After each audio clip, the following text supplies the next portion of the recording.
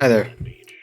This is gonna be my thoughts on Zenless Zone Zero after a couple of days of playing it, and yeah, let's just head straight in. First thing I want to say is one of these login events, right? Like I'm at day 4, so I'm claiming my reward. That means I've actually been playing this for like 3 days, not just 2. But well, that doesn't really matter. It's a good thing. Thirdly, I do like the look of the UI and everything. I think it's a very good look for a game. A lot of people associate it with Persona, and I think it has some association with Persona 5, but not very much, to be honest. I would say it very much feels like its own thing. Let's look at the world itself, too.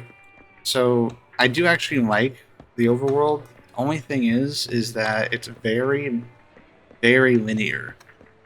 There's barely anything to explore between here, at all.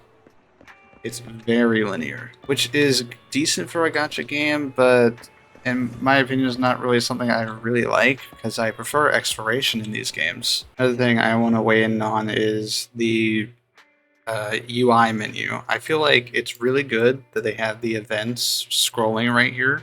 It's very cool that you can look at all these right from the pause menu of the game. It's very cool.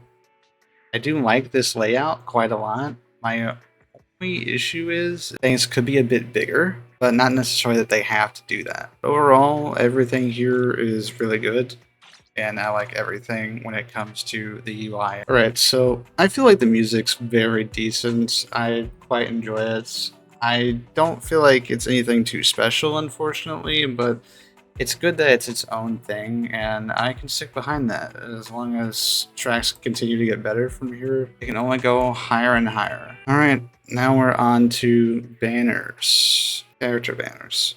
Okay, so I think that the system right here that tells you exactly how many you need to get a guaranteed is quite literally something that every game should have, just because it really makes the person who's wishing on this feel like they're not wasting their time. And so I'm glad that it respects the time that I put into the game by actually giving me an idea of how much this is and not needing to count it up myself. That's something that every gacha game can do, and all of them should. Then we have the standard banner, okay? Now, at first, there actually is a 50 wishes will give you a guaranteed S rank. I've already done that, so that's why I only have the A rank in 10 and S rank in 70, because I've already been past 50, as you can see right here, but it says I still have 70 searches left for a new S rank, which shouldn't be how it is. And even further proof of that, here he is. So yeah, overall the character banners look good, and honestly they're not very much different from any other of these games. I think all the events are very straightforward,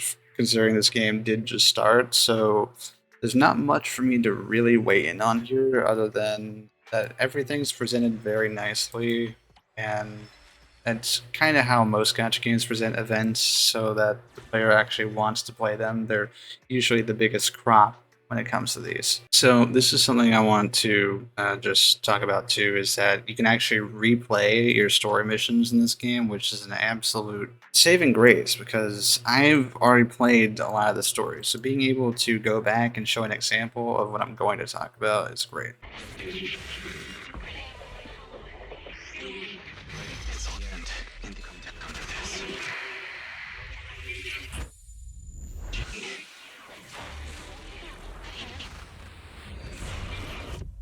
I don't really understand what this is or what that means. You're scaring me. Wake up. Terms and conditions. Shall not authorize others to use. May not be transferred in any way. Manager! You did it! We got out! You agree to give full authorization when necessary to protect the common interests of you and this existence. The bamboo is twitching. We'd better go to the store and take a look. Terms? What is she saying? Do you agree to the above user terms? Information is rushing through my brain. Do you agree to the above user... Please stop. It hurts. I agree. Okay? The license agreement has been signed. Together, we will make...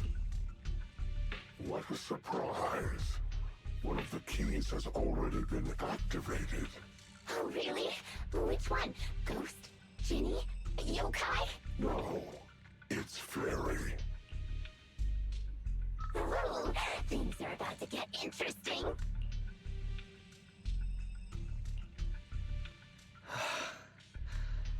You're finally awake. Don't worry. It's okay. You're safe now. Where's the data chip? Where are Nicole and the others? Also, how did I get back here? Alright, so Calm down. You're still recovering. I'm gonna stop Otto there. So to weigh in, I really do like the story dynamic, and what I mean by that is this dynamic between characters here and the way they talk and move and everything. It's very fluent. It allows for a much more dynamic storytelling space, but I do still feel like it's too slow. But I imagine it's that slow because obviously children are playing this game too, even if there is censoring in the wording and stuff, because there's no way they're not playing this game. And so another thing is that up to this point, I think this has been personally the interesting part for me, because the other stories before this I have not gotten really interested in. While that's a bad thing, because I should have been interested in the story from like the get-go, I understand that this is a new game. They're trying to get people to hook in with the combat and stuff first, like characters and whatever, before really diving into the story, which is fine. But these games are story oriented for the most part, so it just feels like, in my opinion, that it's a little lacking in that sense. Oh, and I suppose one more thing to weigh in on is the fact that the main characters actually talk in this game. And as well as I don't really enjoy that I'm not able to play as the main character, but at the same time, you technically do play as them in the overworld, just not in any combat situations, which I guess the way the story goes, it does make sense, so I'll let it be. Alright, so this is the dreaded TV thing or whatever. I don't like it either, but I'm sure it's not too bad. You know, I can kind of get behind it. Although I do feel like it is very time consuming, and I don't really like how much of the missions is going through this system to play them instead of just doing anything else, combat or whatever that progresses instead. That would have been way better. So I definitely don't like it. Alright, so now we're gonna weigh in on combat. I personally think that the combat is a little bit too easy most of the time. And what I mean by that is the challenge mode is obviously they just got a lot more health. Anyway, the basic point is that I don't know if you've heard, but everyone else actually says the same thing about the enemy's health just being higher on challenge mode, which isn't really challenging. And so, given that, if you actually just learn everything, it's easy to play the game, and it takes no time at all to really beat it.